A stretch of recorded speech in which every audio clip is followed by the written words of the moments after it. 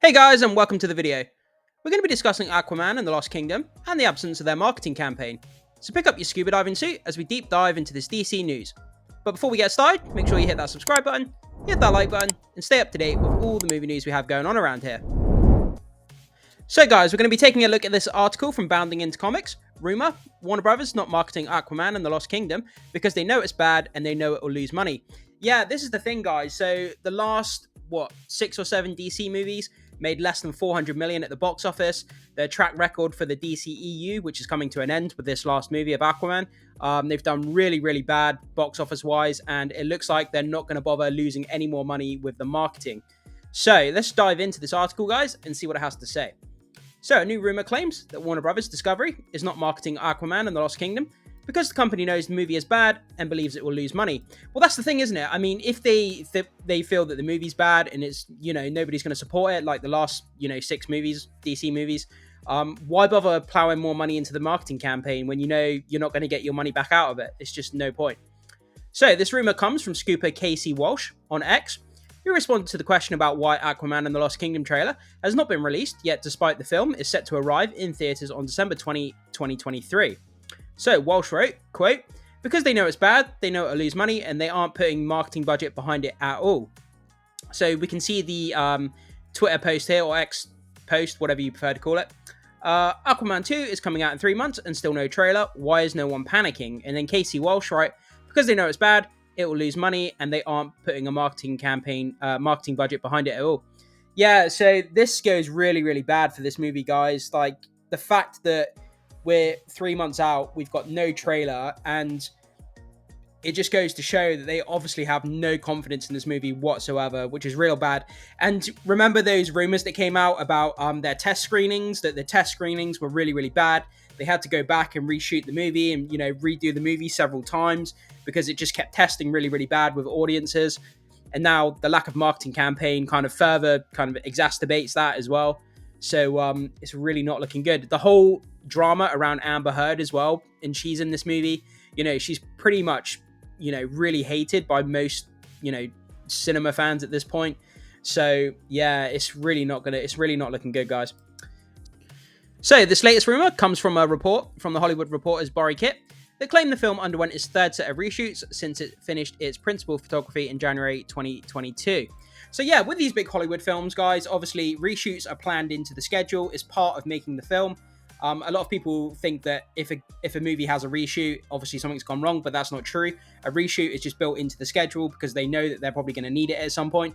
But the fact that it's had 3 sets of reshoots is kind of a bit alarming and a bit kind of strange. They've obviously not, got the movie to a point where they're happy with it, so they've had 3 sets of reshoots. So the previous 2 reshoots took place between summer of 2022 and the beginning of 2023, and were done due to the film receiving uninspiring test screenings. Yeah, which is what I was saying earlier, guys. Obviously, they had test screenings. They weren't scoring very well with the test screenings, so they've had to constantly go back and, restructure the film. And with the marketing campaign non-existent on top, just sets the alarm bells ringing. So, Kit detailed an insider informed him that the 3rd set of reshoots was being undertaken due to the issue story clarity. The idea that the test screenings for the film were uninspiring was previously reported by Scooper's Viewer Anon, Big Screen Leaks, and Jeff Snyder back in February. Viewer Anon claimed, quote, I'll be honest, we're half a dozen test screenings in, and it's not looking great. I've consistently heard over the last half year or so that it's boring, not as good as the first, and potentially one of the worst DCEU movies.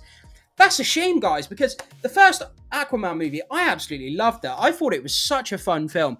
I remember hearing a quote they were saying, basically, it's kind of like a Star Wars-esque movie, but filmed underwater. And I kind of did get that vibes to some degree.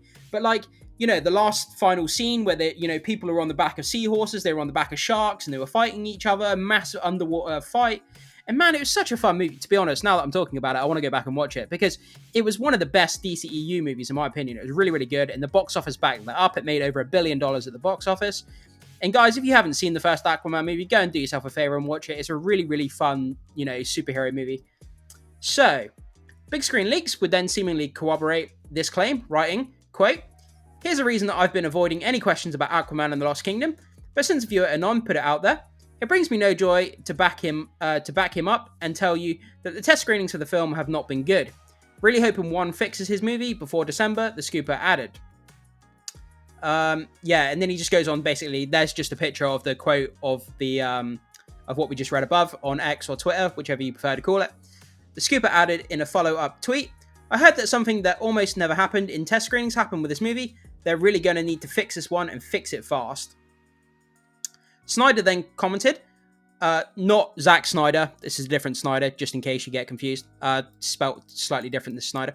Snyder then commented, quote, I hear it's terrible and that's why Momoa is going to be Lobo going forward, but they can't say that yet because then that would be a lame duck, and DC is hoping to wring another billion out of the box office. First one was awful too, so not a huge surprise. I completely disagree with this commentator here. I think the first, like I was saying just a minute ago, guys, I think the first movie was just really, really fun, really, really enjoyable. People went out and supported it, made over $1 billion, as I said before. And yeah, so I disagree with him saying that the first one was awful. So, okay, we've just got that quote here. I hear it's terrible. That's why Momoa is going to be Lobo going forward. We've already read that. As for the problem of the story clarity, James Wan seemed to confirm in a previous interview with The Hollywood Reporter, where he revealed he had to make adjustments all along the way in order to adapt to the various versions of DC with the constant changing of leadership. Yeah, so this is a thing that's constantly come up. Obviously, the whole thing with the Black Adam, failing at the box office as well. Dwayne Johnson, brought that up. He had an interview with Kevin Hart where he basically said the problem that they had with Black Adam as well was because of the constant change in leaderships, people coming in and saying things that he didn't agree with. And it seems like this might be something to do with the Aquaman movie, as well, the changing of leadership. And it's kind of just having a knock-on effect to the DCEU films. So one added that the DCU has been through a lot of different versions, and one of the things that was challenging about this film was keeping track of what's going on. While he admitted he was seemingly constantly making changes to the movie because of the changes in direction at Warner Brothers, he also claimed that Aquaman movies were detached from the DCEU, so those changes weren't really that big of a problem. Yeah, the first Aquaman movie, obviously it was part of the DCEU, and the Jason Momoa Aquaman was part of the bigger DCEU, but the first Aquaman movie, it basically had no ties to the wider DCEU. There was one line in the movie where they said something about the DCEU, but apart from that, you would have no idea that it was connected to a cinematic universe. So yeah, the first Aquaman was kind of its own thing. It didn't really have any connective tissue. Yeah. So one explained, fortunately, the Aquaman universe is pretty far removed from the rest of the world, which is what I was just saying, guys. We're going to many different underwater kingdoms that are not necessarily related to what's happening with other movies and characters, so we're standalone in that respect. So I can just tell my story on its own without being affected too much, but at the same time, I have to be mindful of what's been happening, he concluded. Yeah, so I guess that's the thing with a cinematic universe. Even though you can be slightly detached, you kind of have to keep the continuity. You've set up a basis where you kind of have to feel that it's connected, even though it's a standalone film from the DCEU. Like the first Aquaman, it's kind of like it has to kind of still fit in the kind of tone of the movies, if that makes sense. I hope that makes sense.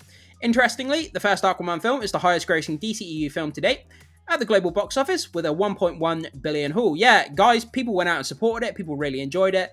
I thought it was incredible. I watched it on Christmas Day.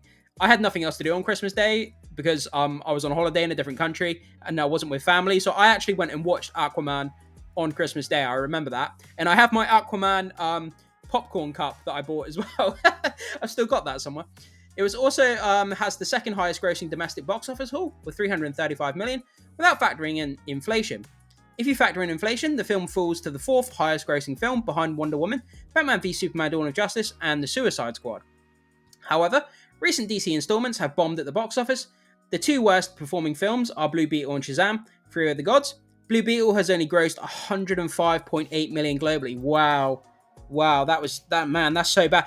It's funny because obviously Blue Beetle was originally going to be a streaming movie. It wasn't due to go to theaters, and then they changed their mind. I bet they were kicking themselves that they decided to put it in theater now because it's lost a whole load of money.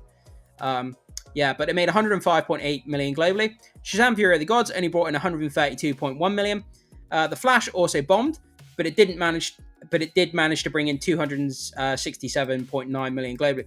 Yeah, but even that, man, you had a movie, The Flash, where it had Supergirl for the first time.